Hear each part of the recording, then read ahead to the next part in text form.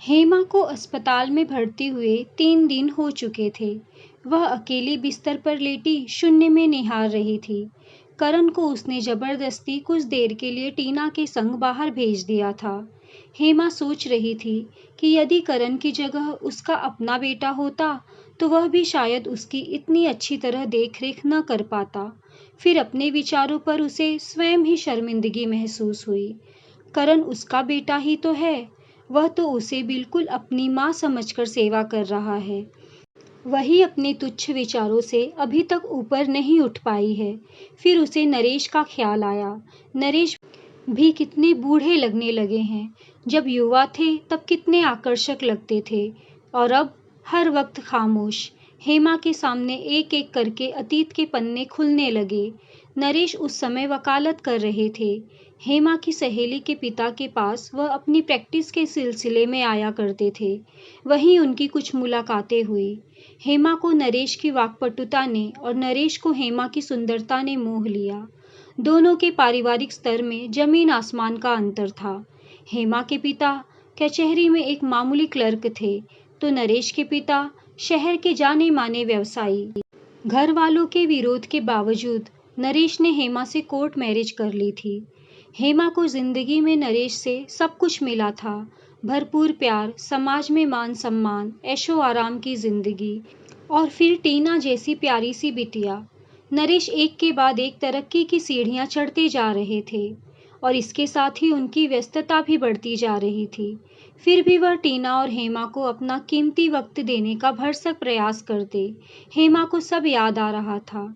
एक बार उसने नरेश से अपने अकेलेपन की शिकायत की थी तो नरेश 15 दिनों का अवकाश लेकर उसे और टीना को पहाड़ों पर घुमाने ले गए थे।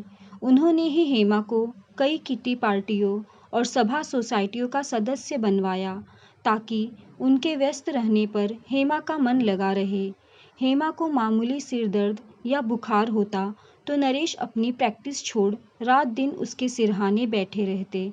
हेमा उन्हें कोर्ट चले जाने को कहती या प्रैक्टिस में घाटा हो जाने का ध्यान दिलाती तो नरेश को अच्छा नहीं लगता था। वे कहते, हेमा, जिंदगी की कोई भी चीज़ मेरे लिए तुमसे बढ़कर नहीं है।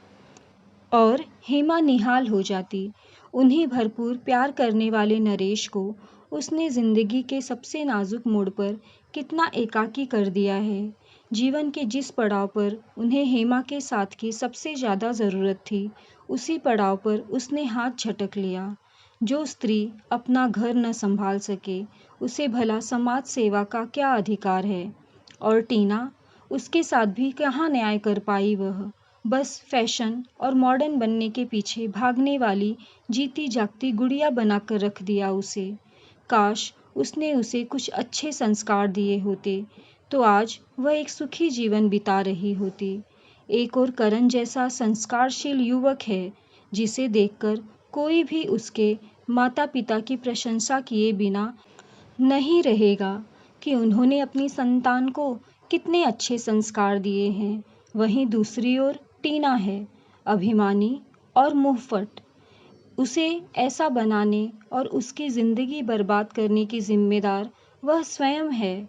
टीना ठीक ही तो कह रही थी, न तो वह अच्छी बीवी बन पाई और न अच्छी माँ।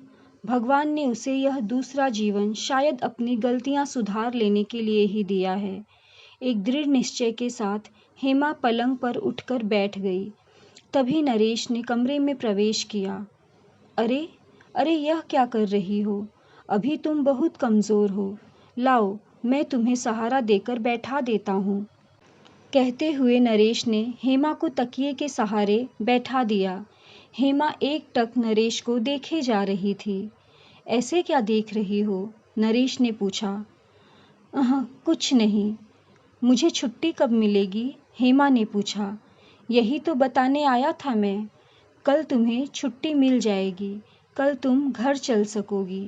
लेकिन अभी कुछ दिनों तक तुम्हें पूरी तरह से आराम करना होगा। कुछ समय बाद ही तुम घर से बाहर निकल पाओगी, नरेश ने समझाते हुए कहा। मुझे अब कहीं नहीं जाना नरेश।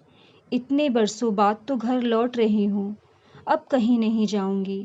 हेमा बुदबुदा रही थी। तुम्हारी तबीयत ठीक नहीं है, तुम लेट जाओ, कहते हुए नरेश ने हेमा को फिर से लेटा दिया। घर लौटकर हेमा बहुत राहत महसूस कर रही थी। घर भी उसे कुछ नया नया सा और बेहद अपना सा लग रहा था। सच है, जब देखने वाले का नज़रिया बदल जाए तो हर चीज़ खुद ही बदल जाती है। बहुत दिनों बाद सभी डाइनिंग टेबल पर एक साथ खाना खा रहे थे। करण भी मौजूद था। आजकल रामू बहुत अच्छा खाना बनाने लगा है। सूप और सब्जी बहुत टेस्टी बने हैं, हेमा ने चुप्पी तोड़ते हुए कहा। यह रामू का नहीं, तुम्हारी बिटिया के हाथों का कमाल है, नरेश ने और सब्जी परोसते हुए कहा। क्या सचमुच?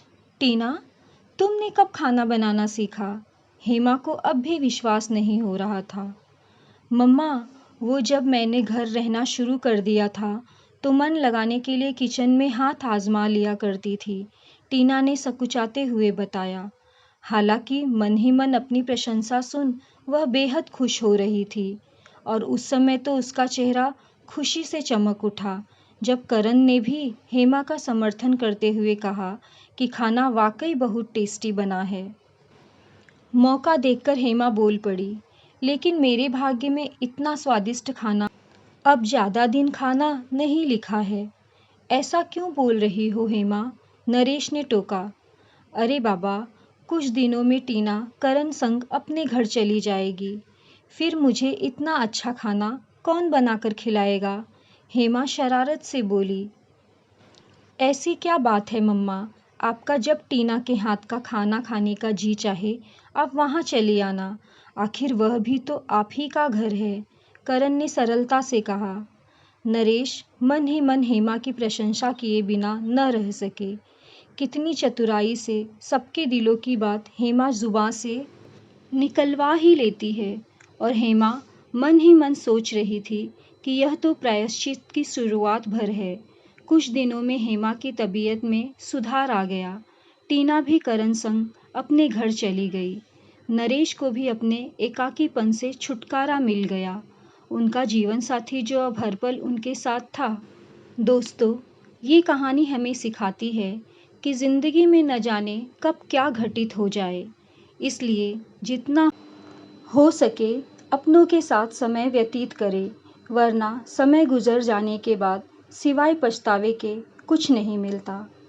दोस्तों, अगर आपको ये कहानी पसंद आई हो तो प्लीज़ लाइक और शेयर करें और मेरे चैनल को सब्सक्राइब करना बिल्कुल ना भूलें। मैं इसी तरह की कहानियाँ आप लोगों के लिए लाती रहूँगी। कहानी सुनने के लिए बहुत बहुत धन्यवाद। मिलते हैं अगले वीडियो में।